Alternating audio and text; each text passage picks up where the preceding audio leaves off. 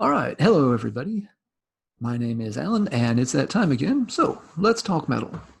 Today, I thought I'd make a short video about stuff I've picked up this week, checking out some of my local record stores. People tend to like these videos about what folks have recently got, so figured I'd show you what I've recently got. Lately, I've been trying to go out to some of the local record stores. We have three pretty good ones in this part of South Carolina, and pick up some stuff that I find. Mainly, I'm trying to get out and support some of the small local businesses that I like to frequent. Times are obviously pretty tough for stores like that, and trying to give them some business, throw a little money their way when I can. I am not having to drive to work very much here lately, so I've had a little extra money. Trying to put some of that back into the stores that I really like to frequent and help them what little I can. So this week, picked up a few neat things. Let's start with CDs. And first thing I picked up was the reissue of Morbid Angel's Altars of Madness. So this has just come out as a 2 CD set. I actually didn't have a copy of this album, so this was a good time to pick it up. Now you may be asking yourself, but Alan, why didn't you have a copy of Altars of Madness? Everybody should have a copy of Altars of Madness. There's a very good reason for this, and it's pretty obvious. If you were to stop and think about it, you'd know immediately why I didn't have a copy of this album. And then you'd feel really, really dumb for not realizing what the reason was in the first place. So I don't really want to explain the reason here because then you would just feel really bad and I'd be kind of embarrassed for you. I'm not here to dunk on you for not understanding why I don't own Altars of Madness before today. So we're just going to pretend you know what the reason is. That way you won't feel bad and I won't feel like I made you feel bad. I hope you bought that. Honestly, one reason I don't have it is when I was first getting aware of death metal in high school, it was around 1991, and folks in my high school, as they picked up on Morbid Angel had already moved on to the letter B, and Blessed Are the Sick was the big album that people were interested in, and that was everyone's gateway into Morbid Angel. And I never really knew folks that had gone back and picked up Altars of Madness. Again, I grew up in a pretty rural area. It was over an hour's drive to get to a decent record store. So we didn't get to see every new release as they came out. So we often couldn't fill in back catalogs of records that had come before. We just happened to be aware of Blessed Are the Sick's debut. That was the time frame when we were all discovering death metal. As far as this reissue package goes, as I mentioned, it's a 2 CD set. The second disc is a live recording from November 1989. It's pretty much the album song list, almost completely the same. Sound quality on the live disc is pretty good. The packaging on this 2 CD set, I'm a little disappointed in. It opens up. There's not a whole lot inside here. A few pictures behind the trays, basic liner notes, but there's not even a booklet with the disc. So a little surprised they didn't have some more information since they're billing this as, the ultimate edition. I think you could at least throw a booklet with some lyrics, liner notes, historical perspective, something like that. So not great packaging, but it is nice to have a physical copy of the album at long last. All right, on to another CD that I picked up at a different local record store, so Pharmacy Records in Greenville, South Carolina. This is the new release from Inexorum, which is titled Moonlight Navigation. Still getting used to this one. Only became aware of this band recently. They contributed a song to the Overgrow to Overthrow compilation released on Bindroom Records recently. The compilation had a lot of interesting stuff on it, and this was one of the bands that caught my ear. And when I got to looking stuff up about them and saw their logo, I was like, wait a second. Pretty sure I saw that at Pharmacy the last time I was in there. So when I went back this week, they still had a copy, and I was like, yes, please. I think I would like that. The song on the comp was pretty good. I've only played this a couple of times so far. They're out of Minneapolis. Seems to be a lot of good bands playing out there these days, groups like Obsequiae and these guys. The musical style is that blackened death metal sound. Some people are going to listen to it and say it's melodic death. Other people are going to listen to it and think it's more black metal style, especially in the Swedish tradition of bands. In particular, Dissection jumps to mind. If these guys didn't spend a lot of time listening to the Somber Lane, I will eat Lemmy's leather jockstrap. There's just no way those guys aren't into Dissection. Seems to be a pretty cool album. I've really enjoyed it on the first couple of listens. Seems to be an up-and-coming band that's going to be worth keeping an eye on. The release is on Gilead, not a label I'm particularly familiar with, but the guys at the record store said they had recently been trying to pick up some more releases from the label. So it sounds like they're putting out some pretty interesting stuff these days. So if you haven't checked them out, Inexorum, I will put a link to their Bancamp in the show notes down below close to the comments. So if you want to check them out, it's only a click away. All right, let's move to some vinyl that I picked up as well. First one is the latest full-length album from Chaos Moon, which is called Eschaton in Memori. Hopefully I'm not butchering that pronunciation too much.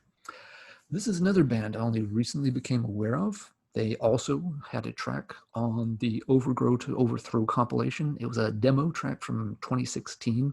And it was another one that struck me right away as being a very solid song, kind of an interesting style of black metal, more of a sort of ambient style, but not going full avant-garde or anything like that. Kind of a nice in-between. I had them saved on my Bandcamp wish list. It's like, yeah, download that sometime when I've got a few bucks and looking for something new to listen to. But flipping through the vinyl stacks in the record store, they actually had it on vinyl. It's like, wow, that's neat looking. Looks really, really nice here. It's on gatefold vinyl, which I'll open up in a second. And again, I figured, what the hell? I'm trying to look for some extra things to pick up here, help the store out a little bit if I can. So this was another good find at Pharmacy Records. Opening up the gatefold now. Lyrics, cool pictures, all that good stuff. So again, another sort of up-and-coming band. These guys, I think they started out in Nashville, but then relocated to the Philadelphia area. So they're in that region now. If interesting black metal, something that catches your curiosity, maybe check this one out. And I'll include a link to their Bandcamp in the show notes below as well. So easy for you to find. All right, next vinyl find was Wolves in the Throne Room, Diadem of 12 Stars. This, of course, is their first full-length album. It was the only Wolves in the Throne Room full-length that I didn't have a copy of. And again, sitting there flipping through the vinyl, I was like, hey, that looks really sharp. I'm happy to spend a little money here at the local stores and help them out. So yeah, I added it to the pile and brought it home with me.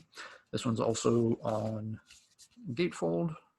Back cover looks pretty nice. Opening it up, it's exactly what you'd expect from Wolves in the Throne Room scenery. Most folks are familiar with this band, of course. They've got that Cascadian black metal sound. They're a band, of course, that has, more of a left-leaning political message, kind of an eco-friendly black metal. Some people dig that. Some people don't dig that. Regardless, I think their music tends to be pretty good. I have found that while they never make an album that completely blows me out of the water, all of their albums are good enough that when the next one comes out, I will find myself wanting to check it out and see what they've done and what they sound like next. So they're consistently very good at putting stuff out. Since this was the only one I didn't have, and since it looked really, really nice on vinyl, I added it to the stack to buy. All right, now before I went out shopping this week, my wife had mentioned that if I happen to find something really interesting that I would like to have for a birthday present, that I should go ahead and pick it up because she has trouble shopping for me sometimes. I was like, sure, I'll keep an eye out. And lo and behold, I did find something.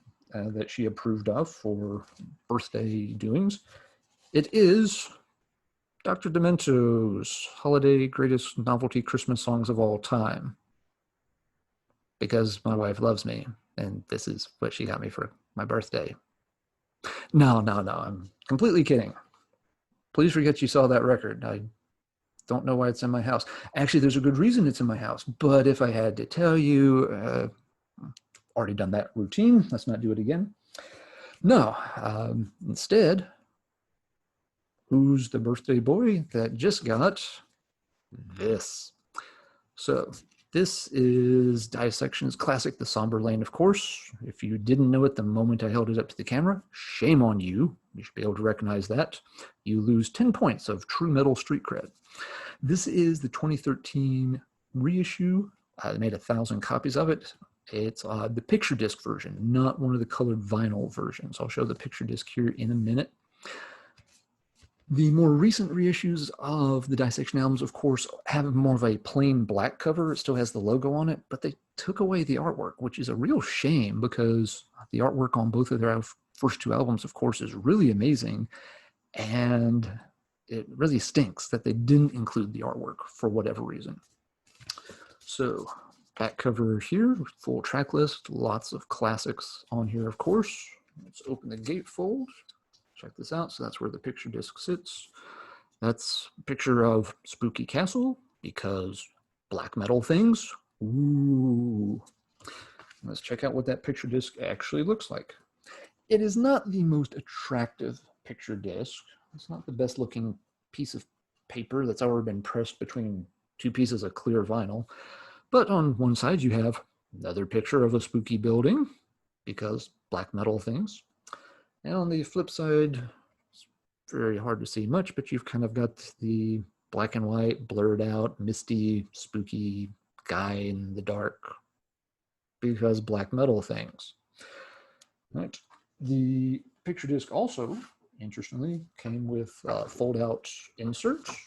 It has sort of a classic old picture of the band in full corpse paint regalia. Pretty cool. And the flip side has them getting down to business, playing some of their excellent style of black metal or melodic death metal. Some folks debate where you should put this band. Liner notes, song lyrics, all the basic stuff. So, gotta say, that's pretty sweet birthday present. Thank you, sweetie, if you're watching this. First off, I'm sorry for bringing shame upon our house. Second, I have no idea how that stack of Magic the Gathering cards got in the bathroom. There's a good reason for it, but if I had to explain it to you, well, you would just feel, nah, I'm not going to do that to my wife because I don't want to sleep on the couch tonight. Anyway, that's what I've picked up this week at the record store.